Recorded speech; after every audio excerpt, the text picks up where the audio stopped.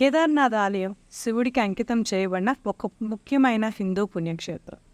హిందూ పురాణాల ప్రకారం మహాభారత యుద్ధం తరువాత పాండవులు కేదార్నాథ్ ఆలయాన్ని నిర్మించారు. యుద్ధంలో తాము చేసిన పాపాలకు శివుణ్ణి క్షమించమని కోరుకుంటూ ఇక్కడ కేదార్నాథ్ ఆలయాన్ని నిర్మించారు. ఈ ఆలయం 12 జ్యోతిర్లింగాల్లో ఒకటి మరియు చార్ధామ్ యాత్రలో కూడా ఒకటి. ఇది ఒక 400 సంవత్సరాలు మంచులోనే ఉంది అని మన చరిత్ర చెబుతుంది. దీన్ని 8వ శతాబ్దంలో పునర్నిర్మించిన ఘనత ఆదిశంకరాచార్యుల వారికి మాత్రమే దక్కుతుంది.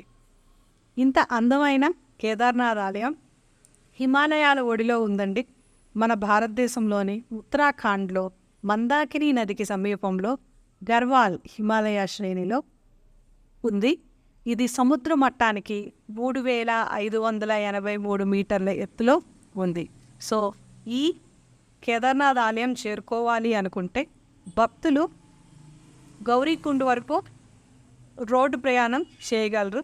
అక్కడి నుంచి 22 కిలోమీటర్లు ట్రెక్కింగ్ మాత్రమే చేయాలి. నడవడం కష్టమైన భక్తులకి వేరే సదుపాయాలు, గుర్రం స్వారీ లేదా డోలీ అలాంటి సదుపాయాలు కూడా ఉన్నాయి. ఈ ఆలయం కేవలం 6 నెలలు మాత్రమే ప్రతి సంవత్సరం ఓపెన్ అయి ఉంటుంది. ఎందుకు అంటే ఇక్కడ మంచు విపరీతంగా ఉంటుంది. అక్షయ తృతీయ ఏప్రిల్ నెల, మళ్ళీ కార్తీక పౌర్ణమి నవంబర్ మాసం, ఈ 6 నెలల మధ్య మాత్రమే ప్రజల కోసం ఇది తెరిచి ఉంటుంది. ఇటువంటి కేదార్నాథ్ ఆలయం 2013 జూన్ మంత్లోని ఆకస్మిక వరదల సమయంలో తీవ్రంగా నష్టపోయింది. 6000 మంది భక్తులు వాళ్ళ ప్రాణాలను కూడా కోల్పోయారు. అసలు ఏం జరిగింది అన్నది మనం ఇప్పుడు తెలుసుకుందాం. ఆ రోజు జూన్ 16, 2013 సంవత్సరం కేదార్నాథ్లో ఎప్పటికన్నా ఎక్కువగానే వర్షం పడుతూ ఉంది. స్థానికులు, భక్తులు అందరూ కూడా వర్షం ఎప్పుడు ఆగుతుందా అని ఎదురు చూస్తూ ఉన్నారు. కానీ ఆ వర్ష తీవ్రత ప్రతి నిమిషం పెరుగుతూనే ఉంది, కానీ అది తగ్గలేదు. దానికి కారణం మందాకిని నది స్థాయి బాగా పెరిగింది, క్లౌడ్ బర్స్ట్ అయింది. అంతేకాదు అవలాంచి కూడా అక్కడున్నది కరిగిపోవడం వల్ల మందాకిని నది వరద స్థాయి బాగా పెరిగిపోయింది.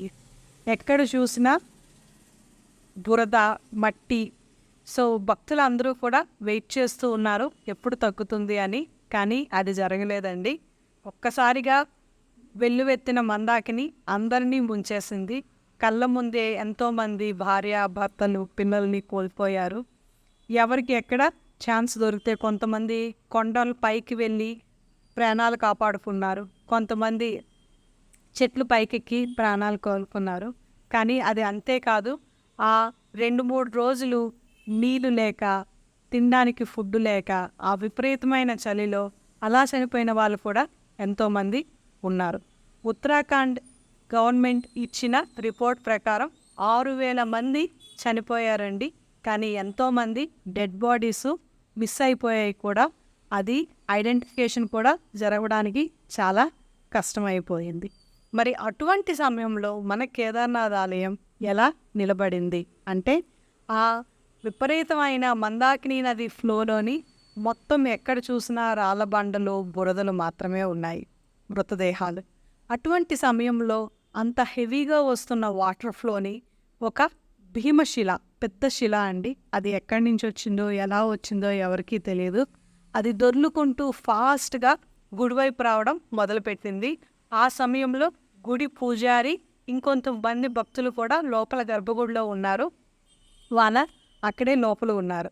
సో ఆ శిల ఫాస్ట్గా రావడం చాలామంది గమనించారు కూడాను. కానీ అది 20 మీటర్ల దూరంలో గుడికి వెనుక వైపు వచ్చి ఆగిపోయింది. అది అలా నిలబడడంతో వాటర్ ఫ్లో అన్నది 2గా చీలిపోయింది. ఒకటి లెఫ్ట్ హ్యాండ్ సైడ్, ఒకటి రైట్ హ్యాండ్ సైడ్ వెళ్ళింది. మధ్యలో ఉన్న గుడికి మాత్రం ఎటువంటి ఆపద జరగలేదు. ఈ బీభత్సం అయిన తర్వాత కూడాను మన గవర్నమెంట్ గుడి గుడి తాలూకా పటిష్టత ఎలా ఉంది అన్నది కనుక్కోమని సైంటిస్టులు పంపించారు. సైంటిస్టులు ఆశ్చర్యపోయారండి.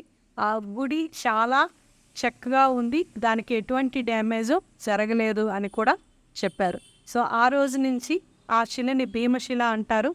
సాక్షాత్తు భీముడే వచ్చి ఈ శిలను పెట్టాడు అని కొంతమంది, లేకపోతే శివుడే భీమశిలగా వచ్చాడని కూడా అంటారు. అండ్ ఆ భీమశిల పూజలు అందుకుంటుంది. So thank you for watching. Please subscribe this channel.